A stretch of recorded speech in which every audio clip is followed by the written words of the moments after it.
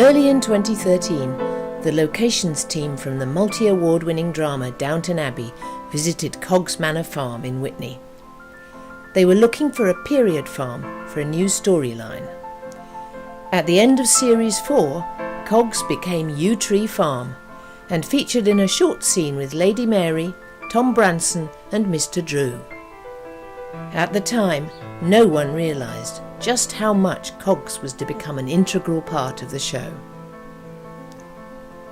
In 2014, the cameras returned many times. This film records one day setting up the site and transforming Coggs into Yew Tree Farm, home to the Drew family and Lady Edith's daughter Marigold.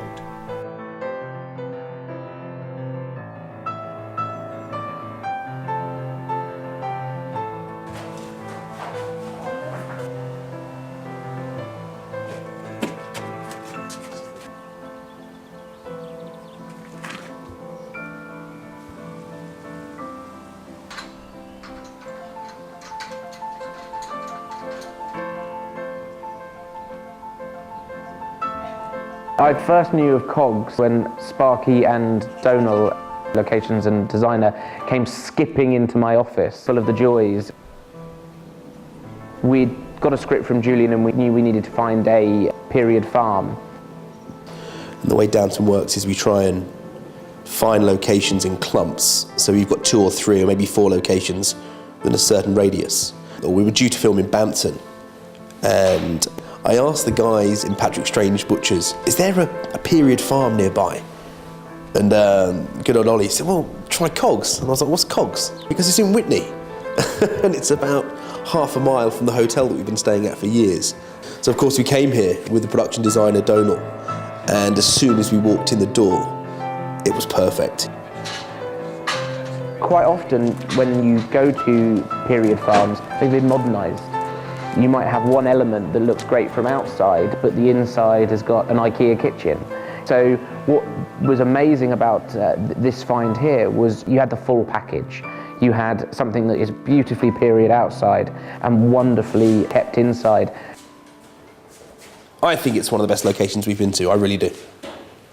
You can't recreate this in the studio, it's just, I don't think you can anyway. I mean, this is real, it's spot on. When looking for a new location, it's finding something that feels like a character in the show. If you think about whether it be here at Coggs or Highclere, they are part of the fabric of the show and they're just as much characters as Lady Mary or Robert. It's making sure they feel part of our language, really. I think we normally have a day's prep here before we start shooting. Now, for health and safety reasons, you have fire exit signs or emergency lighting signs or security lighting. You're always going to have to cover something up, and that's where the art department come in and they wave their magic wand, put a few covers up, put a few bales of hay in the way. You know, bales of hay can cover all kinds of things. We can't take that risk.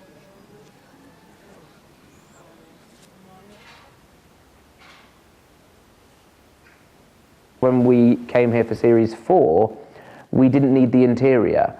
We only shot on the exteriors. But Julian had already given us the heads up that in the next season, the location would be featured more, so we knew we would need it inside.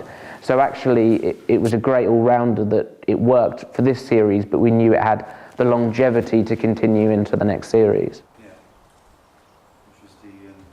When they're working on the kitchen, big things come out and they bring something in. They put in a fake sink over there as well. And there's lots of small props, fiddly props, you know, to make it look sort of more lived in, so to speak. They do a fantastic job. You know, and I think that's the good thing about Downton. When you walk into the sets, they don't look overly dressed. They look natural. Downton very much has its style, and especially when over the years we've had new directors join or new crew members, is making sure that we're still on that same style. And even down to the theme tune, I always think it's amazing that John Lund's wonderful theme, anyone just hears a few bars and they know exactly which show it is. And we try to think of that the same with the design, the locations, the costumes. You know, it's about making sure that the voice is still the same. We have a massive circus that follows us. It's costume, makeup, catering, production offices. You've got to be able to get that there. You've also got to be able to get the lighting trucks, the camera trucks, the prop trucks. And it just fits in like a jigsaw puzzle. And it's a very film-friendly location, as well as giving us what we need on camera. One of the reasons that all of the cast do love it here is that you have the freedom to concentrate on the work, and actually the work is the most important thing. We want to create a show that everyone adores as much as we do, and being given the freedom to do that without any excess worries is a big draw. If you're going into a location and we're going to redress that area, but then the following day you're open to the public. With modern technology now, the best way to do it is obviously take a quick snapshot. That's what it's like now. The scales are there, the mangle's there. So the moment you remove it and put our dress in, when it comes to setting it back, all you do is look, quick reference shot, you look at your iPad and it's the mangle there, the scale's there, it's done, you walk away. It makes things easy for everyone. When we come back on our second visit, there's no point in being the scales there and the mangle over there, because you do get these beady-eyed fans who write in and complain. Because of Violet's storyline, Violet is quite often at the Dower House or Highclere, so Maggie loves it when she can come somewhere different, and she loves the countryside, so she had a great time here.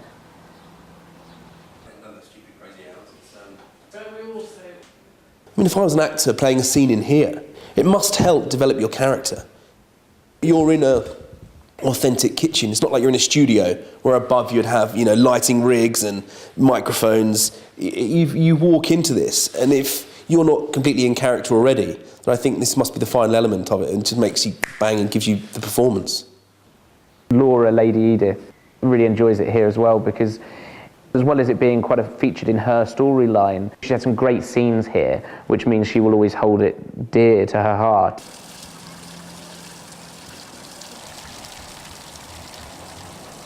Because we spend a large proportion of our time at both Highclere and Ealing Studios, I think everyone, both cast and crew, love it when you do days at other locations, because it feels different, it feels free, and it's just nice to be out in a beautiful location.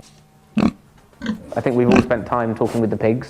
Rather than us having to find a location and then bring in animals from different places, which, believe it or not, is quite complicated because of DEFRA ruling and different farming legislations. Being able to come and have the access to the animals as well as the location, it's the full package.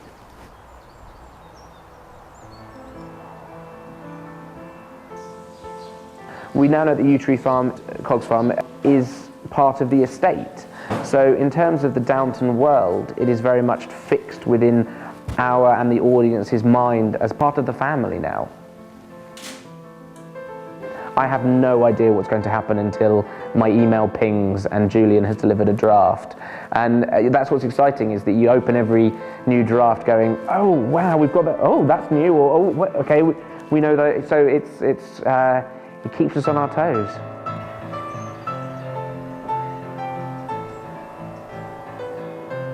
This location is absolutely perfect, which means you have no worry, which means we will return here time and time again because we know how well it works for the show. So, you will come back? That's the big question mark. We'll have to tune into Series 6.